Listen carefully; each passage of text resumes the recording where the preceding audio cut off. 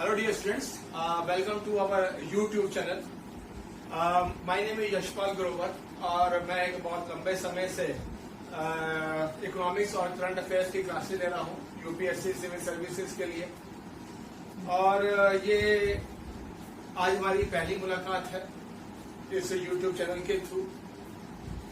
और आज हम डिटेल में डिस्कस करेंगे पहले यूपीएससी सिविल सर्विसेज के लिए इकोनॉमिक्स और करंट अफेयर सेक्शंस के बारे में। उसके बारे में हम आज डिटेल में डिस्कशंस करेंगे और हम किस प्रकार से अपना कोर्स लॉन्च करेंगे, किस प्रकार से आ रहे हैं, उसके ऊपर डिटेल्ड में आज हम चर्चा करेंगे।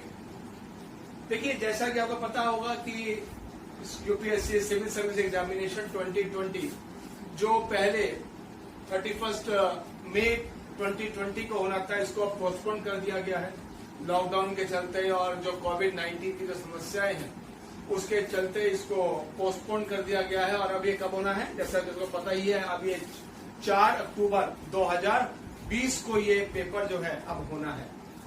और जैसा कि मुझे लगता है और आप इस बारे में सब पूरी की पूरी तैयारी भी कर रहे होंगे, जितने भी यूपीएससी के एस्पायरेंट्स कैंडिडेट्स हैं, जितने बच्चे हैं जो यूपीएससी सिविल सर्विस एग्जामिनेशन की तैयारी कर रहे हैं, वो अब पूरी मेहनत से बहुत अच्छे से इसकी अब तैयारी कर रहे होंगे, खासकर प्री की। और मेंस तो पता ही है आपको अब जनवरी 2021 में होगा, जैसा कि यूपीएससी ने अनाउंस भी किया है।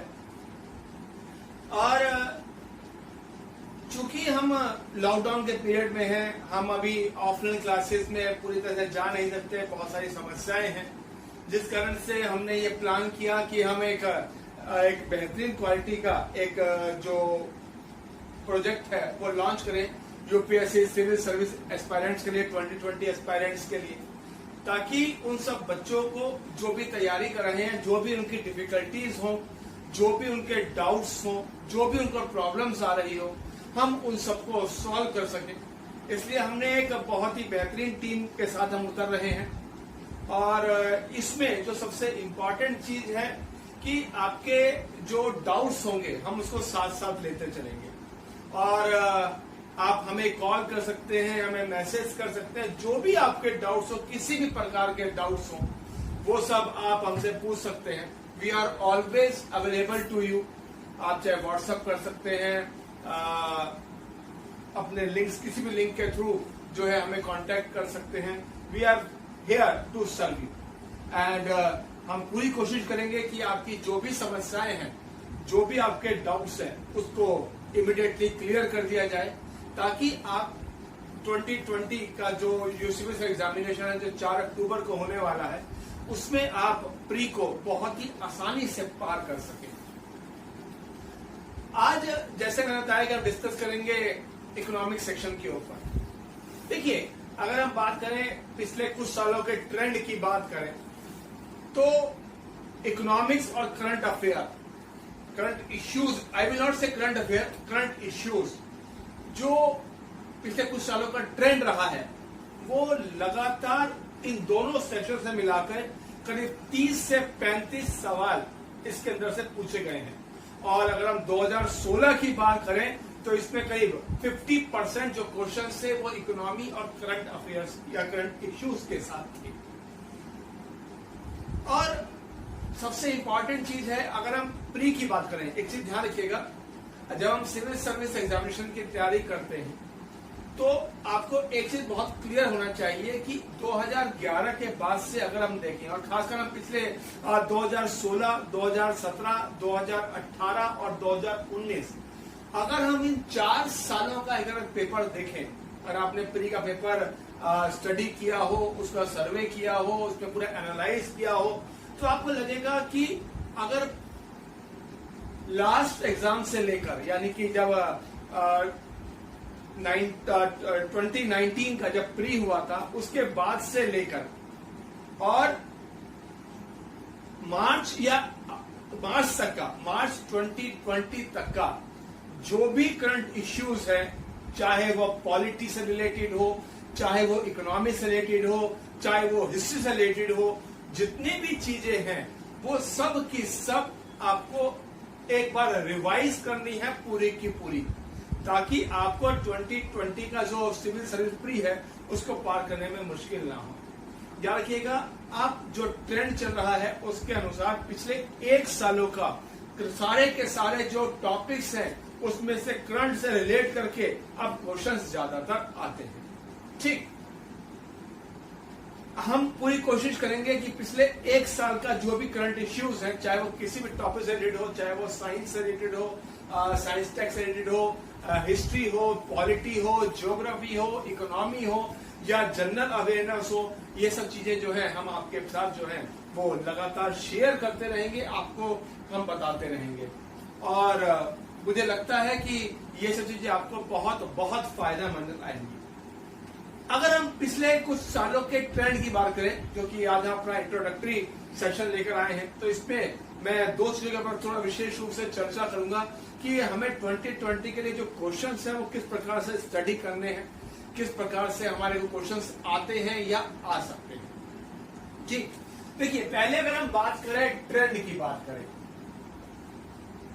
ट्रेंड हम चर्चा करेंगे 2014 से लेकर 2019 तक। ठीक, और इसका टॉपिक जो चर्चा करेंगे, फर्स्ट इज इंडियन इकोनॉमी से रिलेटेड और दूसरा करंट इश्यूज से रिलेटेड। ये 2 चीजें आज हम फोकस करेंगे, जिसमें अगर हम बात करें पहले 2014, 2015, 2016, 2017, 2018 और 2019। अगर हम 2014 की बात करें तो उसमें भारतीय अर्थव्यवस्था में 11 सवाल पूछे गए थे। यहां पर हम बात करते हैं number of questions. UPSC civil service examination pre की अगर हम बात करें तो, ठीक, इंडियन इकोनॉमी में 11 क्वेश्चंस पूछे गए थे, जबकि करंट इश्यूज में 22 क्वेश्चन पूछे गए थे। अगर हम 2015 की बात करें तो इकोनॉमी में से 13 क्वेश्चन थे, जबकि करंट इश्यूज में से 29 क्वेश्चंस थे। लेकिन जो सबसे बड़ा चेंज आया वो 2016 में आया। 2016 में 18 क्वेश्चन जो थे वो इकोनॉमी में से थे और करीब जो 27 क्वेश्चन थे वो करंट इश्यूज के थे। 2017 की अगर हम बात करें तो 11 क्वेश्चन इकोनॉमी में से थे और 28 क्वेश्चन करंट इश्यूज में से थे। अगर हम 2018 की बात करें तो 14 क्वेश्चन इकोनॉमी में से थे और 23 क्वेश्चन जो थे वो करंट इश्यूज में से थे, समसामयिक जिसको हम बोलते हैं उसमें से थे। और अगर हम 2019 की बात करें तो इकोनॉमी में से 14 क्वेश्चन थे, जबकि करंट इश्यूज में से आपके 22 क्वेश्चन थे। तो आप ये देख रहे होंगे कि अगर हम बात करें 33 क्वेश्चन, 42 क्वेश्चन, 45 क्वेश्चन, 39 क्वेश्चन, 37, 36, यानी कि अगर हम अपना करंट इश्यूज का और इंडियन इकोनॉमी के अगर हम 2 सेक्शंस को स्ट्रॉन्ग कर लेते हैं तो हमारा प्री को पास करने का जो रास्ता है वो बहुत बहुत सरल हो जाता है। ठीक, और इसके अलावा अगर हम पॉलिटी की बात करें या हिस्ट्री की बात करें तो इसमें से भी अब जो क्वेश्चंस आते हैं वो बहुत कुछ करंट से रिलेट होकर आते हैं। जैसे हम एक हिस्ट्री की ही बात कर लेते हैं। अभी आपको पता होगा कि 2019 में चाइना और भारत के बीच एक बैठक हुई थी, और वो जो बैठक हुई थी वो कहां हुई थी? मलापुरम में हुई थी। ठीक, करंट का टॉपिक है लेकिन हिस्ट्री से रिलेटेड है। अब ये इंपॉर्टेंट है कि मलापुरम में ही वो बैठक क्यों आयोजित की गई, यानी कि मलप्पुरम की हिस्ट्री अब आपको ढंग से पढ़नी पड़ेगी अगर आपको यूपीएससी प्री की तैयारी कर रहे हैं तो। नेचुरली बात है, क्योंकि पूरा जो इतिहास जो आपने एक नाम सुना होगा सिल्क रूट, जो सिल्क रूट जो था वो आपको पता ही है चाइना से जो सिल्क रूट बना हुआ था पुराने प्राचीन काल में, जो मलप्पुरम जो था भारत का जो था एक उसका केंद्र था, जिस कारण से विशेष रूप से मलप्पुरम में यह बैठक आयोजित की गई। आपको पता ही होगा कि चाइना फिर से एक सिल्क रूट की बात कर रहा है और वह भारत को तो उसमें शामिल करना चाहता है, तो जिस कारण से मलप्पुरम को विशेष रूप से सेलेक्ट किया गया किस चीज के लिए, उस बैठक के लिए।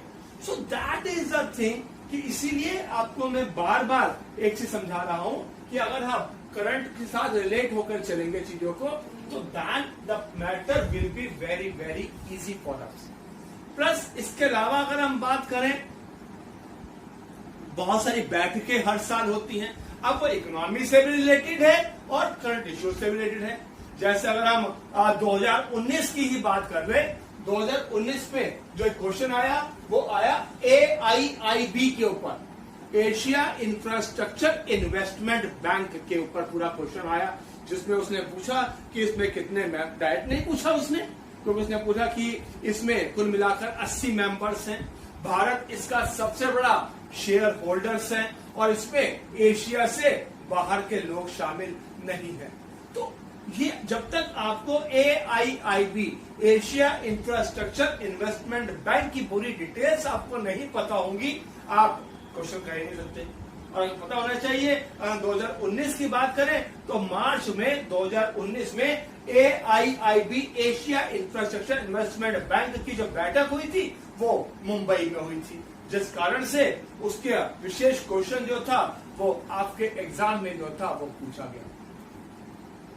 ठीक, तो that is the important thing कि जिसके ऊपर हमें पूरा का पूरा जो है फोकस करना। दूसरी चीज, एक चीज और याद रखिएगा, अभी आपको पता होगा कि हमारी भारत सरकार ने 20 लाख करोड़ का एक पैकेज अनाउंस किया है आत्मनिर्भर भारत अभियान के अंतर्गत। याद रखिएगा, ये जो पार्ट है आत्मनिर्भर भारत अभियान, ये प्री का हिस्सा नहीं बनेगा, अंडरस्टैंड वेरी क्लियरली, क्योंकि जो हमारा जो एग्जाम था वो 31 मई को था, ठीक, और हमारा जो लॉकडाउन स्टार्ट हुआ वो करीब करीब कब स्टार्ट हुआ, that was started in March, okay. और तब तक सरकार ने निर्णय नहीं लिया था, सरकार को भी आइडिया नहीं था कि क्या हमें उसके आगे के कदम उठाने पड़ेंगे, क्या आगे जाया जाएगा। तो हम ये मान के चल सकते हैं कि हमारा पेपर जो था वो तक लगभग सेट हो चुका होगा, ठीक। यानी कि आत्मनिर्भर भारत अभियान के ऊपर क्वेश्चन आने के चांसेस लगभग ना के बराबर है। लेकिन आत्मनिर्भर भारत अभियान हमारा एक बहुत बड़ा हिस्सा बनेगा किस चीज के लिए, हमारा मेंस के लिए, जब हम जनवरी 2021 में हम मेंस की तैयारी करने के लिए जाएंगे, ठीक। तब आपको उसमें जो है डिटेल, उसमें जो है हम डिटेल में जब उसके अंतर्गत जाएंगे, ठीक। आप उसको पढ़ना चाहिए, पढ़िए, अच्छी बात है। आपको और जान दो कि जब आप 20 लाख करोड़ का जब आप पैकेज पढ़ेंगे जब डिटेल में जाकर, तब आपको जो है काफी फायदा मिलेगा एक चीज के अंतर्गत कि आपको जो कुछ वहां से जो टॉपिक्स हैं वो आपको काफी हद तक और ज्यादा क्लियर हो जाएंगे, आपको क्या क्या पढ़ना है, किस प्रकार से पढ़ना है, ठीक। खासकर हमारा जो है MSME सेक्टर, क्योंकि पता होगा जब बजट आया 2020-21 का भारत सरकार ने सर्च किया, या इकोनॉमिक सर्वे जब आर्थिक सर्वेक्षण आया उसके ऊपर काफी सारे क्वेश्चंस जो थे आपके प्री का हिस्सा बनते हैं। सो दैट इज अ थिंग, आपको बजट 2020-2021 पढ़ना है, इकोनॉमिक सर्वे पढ़ना है, ये सब चीजें आपको डिटेल में जाकर पढ़नी है, ठीक है ना। लेकिन आपको अभी आत्मनिर्भर भारत अभियान को प्री के लिए तैयार करने की आवश्यकता नहीं है, ठीक। तो ये तो हो गया कि किस प्रकार से हमें जो है वो एक तैयारी जो है वो करनी है, एक फोकस होकर किस प्रकार से। अभी हमारे पास लगभग अभी जून लगभग खत्म हुआ है, तो जुलाई, अगस्त, सितंबर, हमारे पास लगभग 3 महीने का समय है, ठीक। अगर हम 15 से 20 दिन, क्योंकि ऑलरेडी आप काफी तैयारी कर भी चुके होंगे, अब तो बेसिकली आपको एक बार से चीजों को रिवाइज करना है, क्योंकि लॉकडाउन का ये होता है, एक ह्यूमन टेंडेंसी होती है कि हमारा जो कंसंट्रेशन है थोड़ा सा ब्रेक हो जाता है।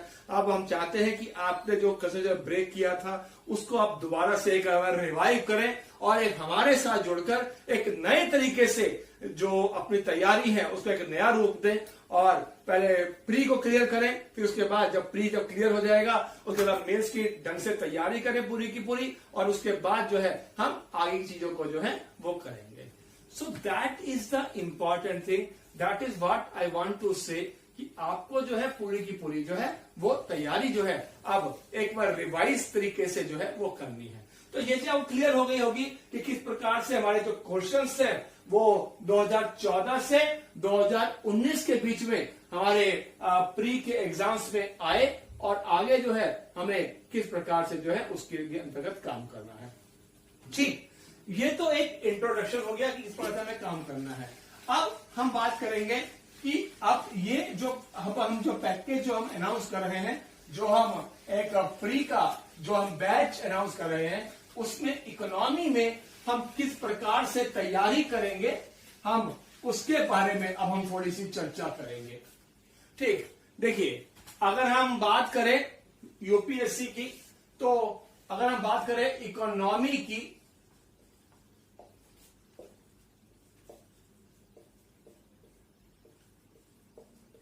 अर्थव्यवस्था की, तो यहां पर हम कुछ जो ऐसे टॉपिक्स जिनमें से लगातार क्वेश्चंस आते हैं और जिनमें से क्वेश्चंस आने की संभावनाएं सबसे ज्यादा है, हम उसमें जो पहले जो है हम पूरा का पूरा फोकस करेंगे, जिसमें सबसे पहले हम डिटेल में डिस्कस करेंगे इंडियन इकोनॉमी, भारतीय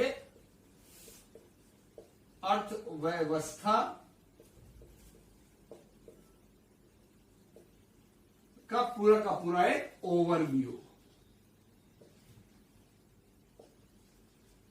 ठीक, एक और एक पूर्वावलोकन लेके चलेंगे कि किस प्रकार से हमें अभी वर्तमान में हमारी इकोनॉमी क्या है, किस प्रकार चल रही है, इसका एक ओवरव्यू लेंगे। ठीक, फिर हम बात करेंगे सबसे इंपॉर्टेंट चीज की, that is our banking system, क्योंकि याद रखिएगा यह हम बात सकते हैं अपना मॉनिटरी सिस्टम, हमारी पूरी की पूरी बैंकिंग प्रणाली और मौद्रिक व्यवस्था।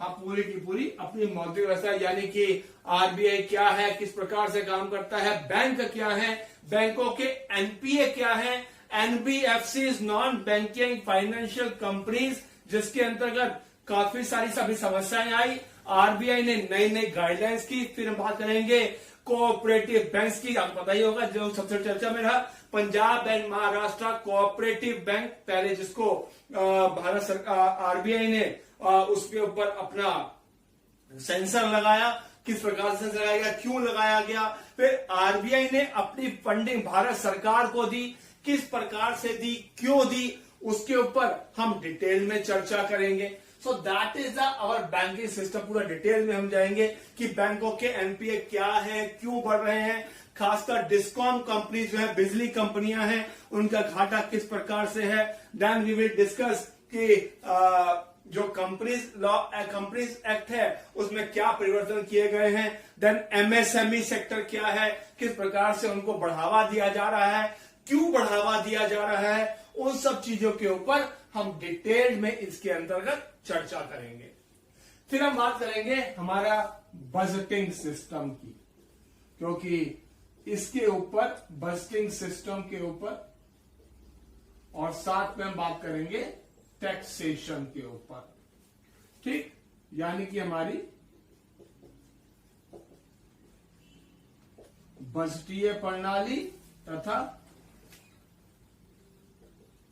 कर प्रणाली, हम इसके ऊपर डिटेल्ड में सारी की सारी चर्चा करेंगे कि बजट के अंदर अभी 2020-21 का जो बजट अनाउंस किया गया उसमें किस प्रकार से भारत सरकार ने नई व्यवस्थाएं लाई है, हमारा वित्तीय घाटा क्या है, कितना है, क्यों कम है, किस प्रकार को कम कर रही है, किस प्रकार से कम करेगी वित्तीय घाटे को, प्लस इसके अलावा भारत सरकार ने जो कॉर्पोरेट टैक्स है उसमें क्या परिवर्तन किए, एमएसएमई के लिए जो टैक्सेशन है उसमें क्या परिवर्तन किए, उसमें हम डिटेल्ड में हम पूरी की पूरी चर्चाएं इसके अंतर्गत करेंगे। फिर हम बात करेंगे फॉरेन ट्रेड एंड एक्सचेंज की।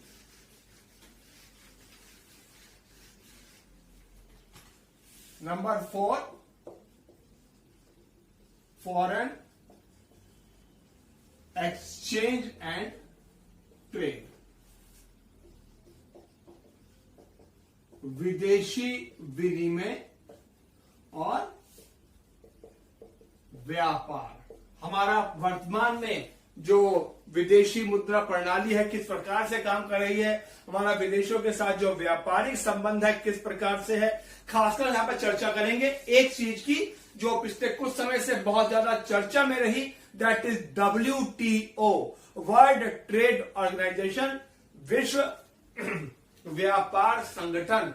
उसके ऊपर हम डिटेल में सारे के सारे जो डिस्कशंस हैं वो इसके अंतर्गत करेंगे। फिलहाल हमारा व्यापार घाटा क्या चल रहा है, क्यों चल रहा है, बैलेंस ऑफ पेमेंट, भुगतान शेष जो है उसकी समस्याएं क्या हैं, किस प्रकार से वो सब चीजें काम कर रही हैं, उसको हम डिटेल में इसके अंतर्गत हम ओवरव्यू लेकर जो है इसके अंतर्गत काम करेंगे।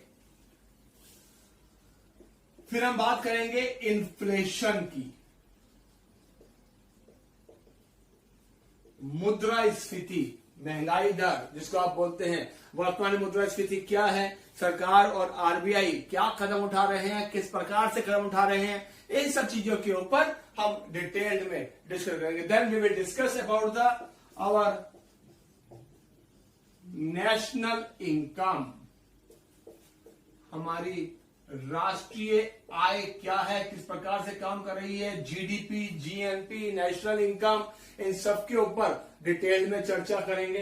प्लस इसके साथ साथ हम जब ये पढ़ेंगे तो पढ़ेंगे साथ साथ हम HDI, ह्यूमन डेवलपमेंट इंडेक्स, मानव विकास सूचकांक, ये सब सूचकांक जो है अब इसके साथ साथ ही हम इसके ऊपर जो है वो वर्ल्ड हैप्पीनेस इंडेक्स, विश्व खुशहाली सूचकांक, जो इन सबके साथ आपस में जुड़ा हुआ है, इसको हम डिटेल में इसके अंतर्गत वर्तमान संदर्भ में हम चीजों की चर्चाएं करेंगे।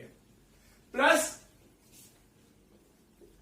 इसके बाद जो भी बचे हुए टॉपिक्स होंगे जो हमें लगता है कि काफी काम करेंगे, खासकर हम चर्चा करेंगे जिसमें से मान के चलते हैं अगर पिछले 2016, 17, 18 और 19 हम अगर चारों सालों की चर्चा करें तो इसमें से 6 से 7 क्वेश्चंस हर साल आए।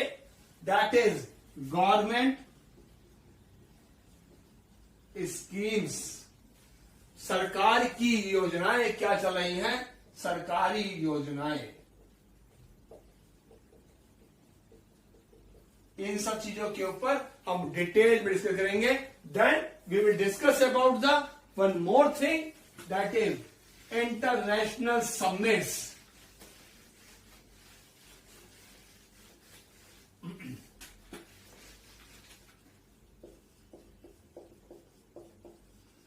इंटरनेशनल समिट्स यानी कि अंतरराष्ट्रीय सम्मेलन, इन सब चीजों के ऊपर हम, क्योंकि बहुत सम्मेलन हुए जैसे G7 हुआ, G8 हुआ, G20 हुआ, और खासकर एक और अगर बहुत चर्चा में रहता है SCO, शंघाई कोऑपरेशन ऑर्गेनाइजेशन, ये सब जितने भी सम्मेलन हैं इनको हम डिटेल्ड में हम डिस्कशंस इसके अंतर्गत पूरा करेंगे। So that is the things, किस प्रकार से, plus any other important topic oblique topic, इसके अलावा जो भी इंपॉर्टेंट टॉपिक्स होंगे या जो भी टॉपिक्स हमें लगेगा कि बहुत काम के हैं, जिसके ऊपर काफी क्वेश्चंस आने की हमें संभावनाएं लगेगी, उसको हम डिटेल में हम उसके साथ डिस्कस करेंगे। प्लस इसके अलावा हम 2 to 3 करंट और इकोनॉमी इसके मॉक टेस्ट करेंगे, ठीक, जिससे आपकी जो भी समस्याएं हैं, आपको कहां पर समस्याएं आती है, इसकी भी आपको पूरा डिटेल में आपकी समस्याएं जो है वो सारी की सारी सॉल्व हो जाएंगी। तो अगर हम चीजों को अगर हम ध्यान से पढ़ें और अगर पिछले कुछ सालों के एग्जाम्स को अगर हम सर्वे करें, ध्यान से देखें, तो आप देखेंगे कि जितने भी पिछले कुछ सालों में क्वेश्चंस हैं, उनको ट्रेंड को हम एक बार रिव्यू करेंगे। ठीक, जब हमारी क्लासेस स्टार्ट होंगी तो पहले हम एक बार रिव्यू करेंगे कि क्या क्या क्वेश्चंस आए और किस प्रकार से हमें अब हमें तैयारी करनी है। क्योंकि याद रखिएगा, बेसिक सिलेबस तो आप सब कुछ पढ़ चुके हैं, ऐसा तो नहीं है कि अब सिलेबस नहीं पढ़ चुके, सब कुछ रिवाइज। अब तो केवल क्या है, हमें चीजों को एक बार रिवाइज करना है, ताकि जो रिवीजन में जो कुछ हमारी कमियां रह गई थी, क्योंकि हमें फायदा मिला कि हमें समय एक्स्ट्रा मिल गया, देखा जाए तो ये हमें बेनिफिट ही है, कोई नुकसान नहीं है पेपर का पोस्टपोन होना। ठीक है, आई एग्री कि होता यह है कि जब पेपर कभी पोस्टपोन हो जाता है तो कुछ समस्याएं उसके अंतर्गत आ जाती हैं। हम भी थोड़ा से जो है वो स्लो हो जाते हैं कि ठीक है पेपर में थोड़ा समय है, लेकिन हमें दोबारा से अपना रिदम को बढ़ाना होगा और हमें चीजों को जो है आगे लेके चलना होगा। आई होप कि आप सब बच्चे हमारे साथ जुड़ेंगे और जो स्ट्रेटेजीज, जितने भी यहाँ पे टीचर्स हमारे साथ जुड़ेंगे, जिस सब्जेक्ट के जुड़ेंगे, क्योंकि जितने भी फैकल्टीज हैं सभी रिनाउंड फैकल्टीज हैं, ताकि और जो आपको जो है आपको सिलेबस को कंप्लीट करने में, रिवाइज करने में पूरी मदद भी करेंगे और आपकी जो भी समस्या को साथ साथ सुलझाएंगे भी सही। तो आई होप कि आप हमारे साथ जो है ज्यादा संख्या में जुड़ेंगे और बच्चों को हमारे साथ जोड़ेंगे, ताकि आपको और जो भी आपके जो प्रिपरेशन करने वाले दोस्त हैं या फ्रेंड्स हैं या जो भी आपके कोलीग्स हैं, उन सबको आप हमारे साथ जोड़िए, ताकि हम आपकी मदद कर सकें, आपके साथ जितने भी लोग जुड़े हुए हैं उन सबकी मदद कर सकें और हम एक बेहतर रिजल्ट की तरफ, एक पॉजिटिव रिजल्ट की तरफ जा सके। आई होप कि आपको मेरी बातें काफी ज्यादा समझ में आई होंगी। कोई भी आपको डाउट हो, किसी प्रकार डाउट हो, you are free to contact us, never hesitate. और जो भी, और मैं आपको एक चीज कहूंगा, एक बहुत बड़ी समस्या है हमारे साथ, क्योंकि जब हम ऑफलाइन में पढ़ाते हैं या मैं ऑनलाइन में बहुत लंबे समय से पढ़ाता रहा हूं और अभी पढ़ा भी रहा हूं, हमने एक चीज देखी है कि बच्चे क्वेश्चंस, उनको कुछ डाउट्स होते हैं लेकिन वो अपने डाउट्स पूछते ही नहीं है। यस, बच्चों को एक ह्यूमन साइकोलॉजी भी होती है। बच्चों को ये लगता है कि अगर मैंने सर से पूछा तो दूसरा बच्चा क्या कहेगा, कि उसको लगेगा कि सर उसको ये बात भी समझ में नहीं आई, तो लेकिन ये बात समझ लीजिएगा कि दूसरे बच्चे को भी यही लग रहा है।